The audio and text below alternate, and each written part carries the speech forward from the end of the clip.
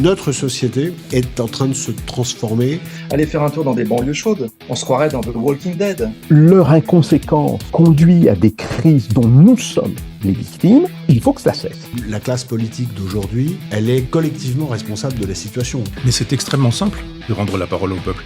Là où c'est devenu un problème, c'est qu'on est devenu un peuple materné. La défense d'un pays passe aussi par la défense de la civilisation. Il y a un mépris d'une classe, d'une caste qui est totalement déconnectée de la réalité. Plutôt que de franciser la Corse, il s'agit de corsiser la France. Les hommes politiques, il n'y a rien de pire. Donc des gens qui n'ont rien à faire de la France. Beaucoup de nos concitoyens sont désabusés et ils n'y croient plus. On ne peut plus rien dire, on ne peut plus rien dire. Quand on est maastrichtien, on trahit le peuple. Point, à la ligne, c'est tout, c'est pas compliqué.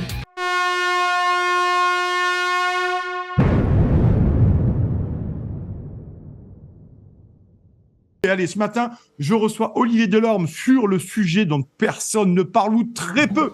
Le massacre des Arméniens par les Azéris, un silence coupable. Olivier Delorme, il est historien et romancier, spécialiste de la Grèce et des Balkans. Et notamment, il a sorti un très bon livre, pas que le seul, il en a sorti plein des livres, Olivier Delorme, notamment les 30 bonnes raisons de sortir de l'Union européenne aux éditions H&O. Olivier, bonjour, est-ce que vous m'entendez ? Bonjour Nicolas, oui, je vous entends très bien. Ben merci d'être passé par nos studios ce matin, mon cher Olivier, puisque vous habitez au fin fond d'une île grecque. Oui, et vous voyez d'ailleurs les côtes turques de chez vous, je crois. Oui, j'habite sur une île grecque qui est juste sur la ligne de fracture entre l'Europe et l'Asie. Et on regarde toujours ce qui se passe de l'autre côté avec Recep Tayyip Erdogan, qui n'est pas étranger au sujet dont on va parler aujourd'hui. Et qui, de manière récurrente, alimente des tensions avec la Grèce, avec Chypre. Voilà. Et aujourd'hui, on va parler d'un autre champ du panturquisme, parce que c'est ça qu'il faut dire d'abord, c'est que c'est pas seulement un problème entre les Azéris et les Arméniens, mais c'est bien un projet politique qui est mené aujourd'hui par l'Azerbaïdjan, mais qui est soutenu par la Turquie islamiste d'Erdogan, qui est derrière l'Azerbaïdjan et qui est responsable de la situation des massacres et du nettoyage ethnique qui a eu lieu dans cette province du Haut-Karabakh, dont effectivement personne ne parle, parce que dans notre monde, un clou chasse l'autre, et que entre l'Ukraine et Gaza, on peut massacrer dans le Caucase sans beaucoup émouvoir les Européens. Alors Olivier, vous avez signé notamment une pétition une tribune parue dans le JDD, le nouveau génocide des Arméniens en Artsakh. C'est le Haut-Karabakh, l'autre nom, et vous dites finalement tous coupables, dans laquelle vous mettez en cause, vous et les autres signataires, il y a Tigran Yegevan, il y a toute une série de signataires là-dessus, et vous mettez, c'est intéressant, allez lire là, cette tribune dans le JDD, franchement, c'est franchement intéressant pour approfondir ce sujet-là, vous mettez en cause le déclin du courage des élites, c'est intéressant, c'est pourquoi ce déclin du courage des élites, Olivier Delorme ?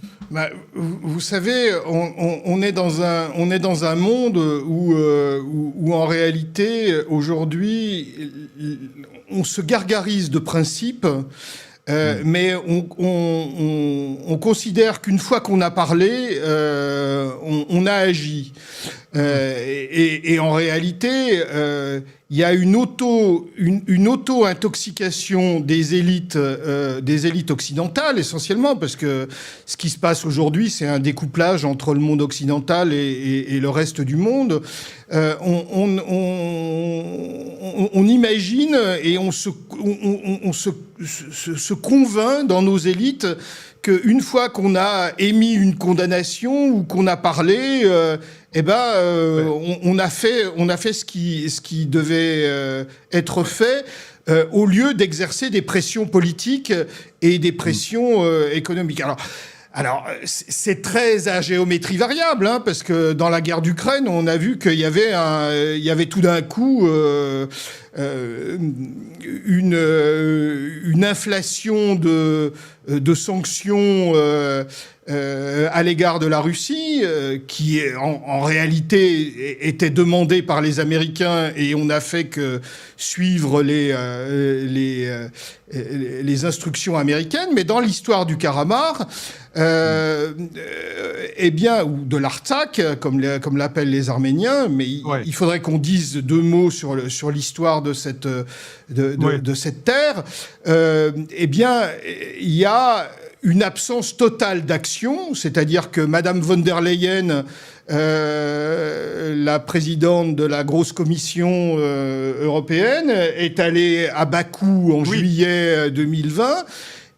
En juillet 2022, alors que les massacres et la guerre avaient repris en 2020, et elle n'a rien trouvé de mieux que de signer un gros accord gazier avec Monsieur Aliyev, qui est le président de l'Azerbaïdjan, qui est un dictateur absolument sanguinaire et qui a hérité son pouvoir de son père, puisque son père était un hiérarque communiste qui régnait sur l'Azerbaïdjan avant même la chute de l'Union soviétique, qui a régné sur l'Azerbaïdjan indépendant et qui a transmis le pouvoir à son fils. Voilà. Ouais. Donc, si vous voulez, d'un côté, on vous dit Poutine est un monstre, ou le Hamas, voilà.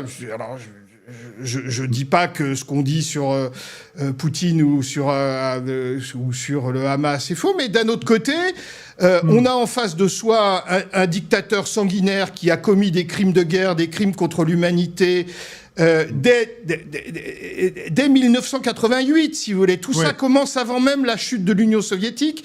Oui, c'est pas récent. C'est pas récent, Olivier. Hein, d'accord. Non, tout ça commence en 1988 avec des pogroms des Azéris contre les Arméniens de la région qui sont là depuis la plus haute antiquité. En réalité, c'est un peuple caucasien qui est autochtone et qui est là bien avant l'arrivée des populations turcophones, qui fait partie du peuple arménien, ce peuple arménien qui est le premier État qui a été converti au christianisme par son souverain.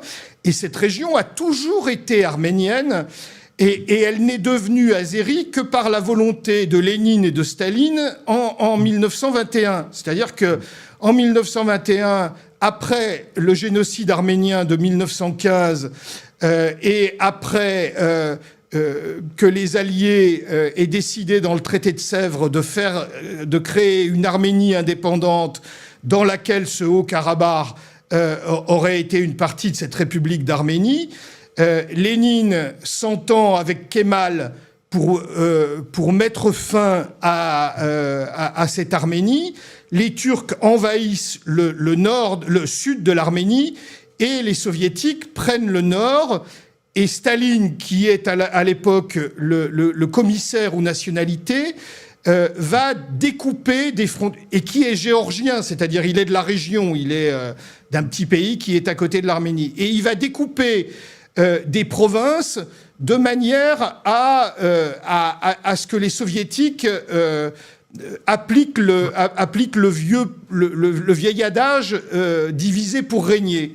Ouais. Et donc, cette terre qui a toujours été arménienne, le Haut-Karabakh, elle est intégrée en 1921 à la République. Elle est détachée de l'Arménie et intégrée à la République d'Azerbaïdjan. Et donc on a en face de nous, dans cette affaire, non pas une question de séparatisme, comme on a dit dans les médias officiels. Il n'y a pas de séparatisme. Il n'y a pas de séparatiste en arménien. Il y a des Arméniens qui ne veulent pas être sous un pouvoir azéri et musulman qui a participé au génocide de 1915, avec un peu de retard parce qu'ils étaient occupés... Ils étaient dans la zone russe jusqu'en 1917, mais qui a participé au génocide arménien et qui et donc cette question a été gelée par l'Union soviétique et elle s'est réveillée en 1988 par des pogroms. Voilà. Et donc ces Arméniens à cette époque-là ont mené une guerre extrêmement dure pendant plusieurs années pour imposer leur indépendance. Ils ont proclamé leur indépendance et on n'a pas reconnu cette indépendance au niveau international pour défendre en fait l'héritage de Lénine et de Staline, ce qui est quand même hallucinant, Nicolas. Non, mais je vous l'accorde. Moi, je voudrais qu'on revienne là-dessus. Et merci d'être là ce matin, chers amis. N'hésitez pas à partager massivement cette émission, cette matinale. Vraiment, n'hésitez pas, mettez les pouces, mettez beaucoup de pouces et partagez massivement le lien de cette matinale. Vous voyez, on reçoit Olivier Delorme sur ces questions-là. Vous n'entendrez pratiquement pas en France ce genre de discours. Et il faut l'entendre. C'est pour ça qu'Olivier est ici, qui nous a fait l'amitié de venir ici. Allez, il nous reste encore 10 grosses minutes là-dessus. On parlait d'Ursula von der Textoleyen, finalement, qui va signer les contrats gaziers avec Ilham Aliyev. Sans problème, elle condamne à demi-mot. Enfin, ces gens se moquent de nous, concrètement, en plus. Oui, ces gens se moquent de nous. Oui, ils se moquent de nous parce que, en réalité, alors, ils se moquent doublement de nous, si vous voulez, parce que on déclare un embargo sur le gaz russe, mais on sait très bien que Aliyev achète du gaz. Alors, il vend son gaz à lui, mais il achète du gaz à Poutine qu'il nous revend avec cet accord gazier, avec un pourboire au passage pour le tyran sanguinaire qu'est Aliyev. Ouais. Et c'est une des raisons de la catastrophe actuelle. C'est-à-dire que de 1988 à aujourd'hui, la Russie protégeait les Arméniens. Et en fait, la guerre d'Ukraine a rebattu les cartes géopolitiques et elle a fait que cet embargo sur le gaz russe de la part des Européens, Poutine a cherché des moyens pour vendre son gaz aux Européens malgré tout, malgré cet embargo, et il a trouvé l'aide d'Aliyev. Et du coup, Aliyev joue sur deux tableaux. Il vend son gaz à l'Union européenne, il vend le gaz russe à l'Union européenne avec un gros pourboire, et il sert le projet pan-turc d'Erdogan, qui consiste... Alors, il faut savoir que ce pan-turquisme, il existe depuis le 19e siècle, qui consiste à créer un grand espace turcophone purifié, entre guillemets, de toutes les autres ethnies, en gros, de la Turquie actuelle à la Chine. Parce qu'il y a une série de républiques d'Asie centrale qui faisaient partie de l'Union soviétique et qui sont aujourd'hui turcophones. Et donc, le projet géopolitique d'Erdogan, il est là. Et l'élimination des Arméniens du Karabakh est une partie de ce projet politique. Et nous sommes totalement aveugles vis-à-vis de ce projet à la fois pan-turc et islamiste, dont les Arméniens sont les victimes, mais qui nous vise directement, qui vise notre civilisation, qui vise nos valeurs et qui vise à faire de la Turquie un État impérial, à restaurer un État impérial qui irait des bords de la Méditerranée aux rives de la Chine. Donc, si vous voulez, ce qui se passe au Karabakh aujourd'hui devrait nous alerter sur ce projet-là. D'autant plus qu'il y a des crimes contre l'humanité, et c'est pour ça que tu m'as invité aujourd'hui, qui ont été commis et qui sont une abomination. C'est-à-dire que aussi bien en 2020, quand la guerre a repris, qu'aujourd'hui, on a des témoignages. Je regardais hier la page d'Amnesty International où on parle de viol d'enfants publics, de viol de femmes, évidemment, de décapitation au couteau de civils. Amnesty parle même d'un cas documenté de décapitation au couteau d'un civil arménien dont on a ensuite placé la tête sur une carcasse de porc, de décapitation d'enfants et de vieillards, et de l'exode de 100 000 personnes qui ont été, depuis la mi-septembre, chassées de chez eux vers l'Arménie. Mais ceci n'est qu'un début, parce que en réalité, l'Azerbaïdjan, tel qu'il a été dessiné par Staline, il est coupé en deux avec la République du Naskitchevan, qui a une frontière commune avec la Turquie. Et entre le Naskitchevan et l'Azerbaïdjan, vous avez un petit morceau d'Arménie qui s'appelle le Syunik. Et je vous annonce que la prochaine cible d'Erdogan et d'Aliyev, ça sera de prendre le Syunik, dans lequel il y a des mines de métaux rares, et que ce que nous avons laissé faire au Karabakh, en regardant et en versant quelques larmes, et en disant, en émettant quelques condamnations purement de principe, va se continuer par une opération impérialiste contre le Syunik. Donc, si vous voulez, ce qui se passe là, c'est extrêmement grave et c'est notre avenir. C'est-à-dire qu'il faut comprendre Olivier, est-ce que quand je t'écoute, on parlerait, si je t'écoute, de guerre de civilisation en cours ou pas? Écoute, on a en face de nous aujourd'hui un type qui s'appelle Erdogan et qui veut détruire la civilisation occidentale. Il enseigne le négationnisme du génocide arménien. Ouais. Il est au pouvoir depuis 20 ans dans son pays. Il a fait de son pays un pays islamiste où les valeurs occidentales sont quotidiennement condamnées et vouées aux gémonies. Alors, si vous voulez, on a des touristes qui vont en vacances en Turquie et qui vont dans la frange occidentale de la Turquie, mais ils ne voient de cette Turquie qu'une très faible partie. Et on l'a bien vu lors des élections législatives et présidentielles, où cette frange occidentale a voté pour l'opposition laïque, même si il y aurait beaucoup à dire sur le laïcisme turc, et l'Est qui a voté pour les partis kurdes progressistes. Mais toute la Turquie de l'intérieur est dans ce projet Erdogan qui est à la fois pan-turc, islamiste et anti-occidental. Et nous sommes les imbéciles utiles de cette politique en continuant à financer ce régime. Parce qu'il faut savoir que le régime Erdogan, comme le régime Aliyev, c'est vos impôts qui le payent. On achète du gaz à Aliyev, mais on verse au titre de la réalisation du marché unique et de diverses aides, et notamment du chantage aux migrants, on verse au régime d'Ankara des millions d'euros depuis 20 ans. Ouais.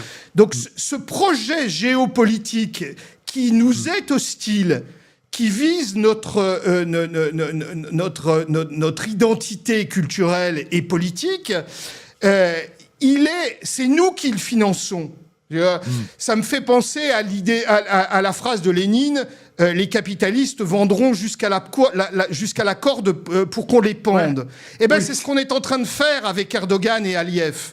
On est en train de leur acheter la corde avec laquelle ils veulent nous pendre. C'est fort. Une dernière question, mon cher Olivier, là-dessus. Et avec laquelle ils pendent les Arméniens aujourd'hui. Tu as parlé de mon livre sur l'Union européenne, mais je voudrais vous montrer ça parce que... Bien sûr, mais alors voilà. Au Karabakh, le livre noir. Au Karabakh, le livre noir, c'est paru l'année dernière, avant, aux éditions Ellipse. Tigran Yegavian et Eric Dénessé ont fait un livre superbe, qui est un livre collectif, dans lequel j'ai fait une contribution sur le parallèle entre les Arméniens et les Grecs face à l'impérialisme turc. Mais il serait temps, si vous voulez, il serait temps aujourd'hui qu'on prenne conscience de ce danger, de ce danger du panturquisme et de ce danger que représente l'alliance du tyran sanguinaire Aliyev qui fait du nettoyage ethnique, qui a fait ces horreurs dont je vous ai parlé, qui torture les prisonniers de guerre. Hein. Il faut savoir que les prisonniers de guerre de 2020, il y a des cas documentés de mauvais traitements et de vraies tortures. Et aujourd'hui, il y a des cas documentés de gens qui ont été faits prisonniers dans la dernière guerre et qui sont l'objet de violences, qui sont obligés de s'humilier, d'embrasser le drapeau azéri, enfin toutes sortes de choses qui sont absolument contraires aux conventions de Genève et qui auraient dû ou qui devraient suscité l'indignation de la communauté internationale, des condamnations de l'ONU et évidemment de cette non-Union européenne qui est... Olivier, une dernière question, parce qu'on a dépassé le temps en 1 minute. Je sais que c'est court pour toi, mais vraiment, parce qu'on a beaucoup d'invités après. Emmanuel Macron, là-dessus, il en prend conscience, ou il fait comme d'habitude de l'eau tiède, là, à nous raconter n'importe quoi. Oui, c'est de l'eau tiède, c'est-à-dire que Madame Colonna est allée, en Arménie après que tout soit fini. Et puis, elle a dit, on va vous vendre des armes. Et puis, Macron a dit, ah bah oui, mais... Dans l'état actuel, prendre des sanctions contre Aliyev serait contre-productif. Contre-productif de quoi? On ne sait pas. Parce que de toute façon, il a pris le Karabakh, il y est, et personne ne veut le déloger. Donc c'est toujours pareil, c'est du en même temps. C'est-à-dire qu'on dit tout et son contraire, et surtout on ne fait rien. Donc c'est du Macron, pur sucre. Oui. Bon, ben, merci beaucoup, mon cher Olivier. Merci d'être passé à toi. par nos studios. Merci. Et on te souhaite un très bon séjour à Paris, un bon retour en Grèce, au fin fond de ton île. Bien entendu, on te souhaite beaucoup de bonheur là-bas. On sait que tu es machin. Alors, merci beaucoup, Olivier Delorme. Vous savez, c'est Olivier Delorme, historien, romancier, spécialiste de la Grèce et des Balkans. Lisez son livre. Il vous a aussi le Haut-Karabakh, livre noir et les 30 bonnes raisons de sortir de l'Union européenne aux éditions Echéo.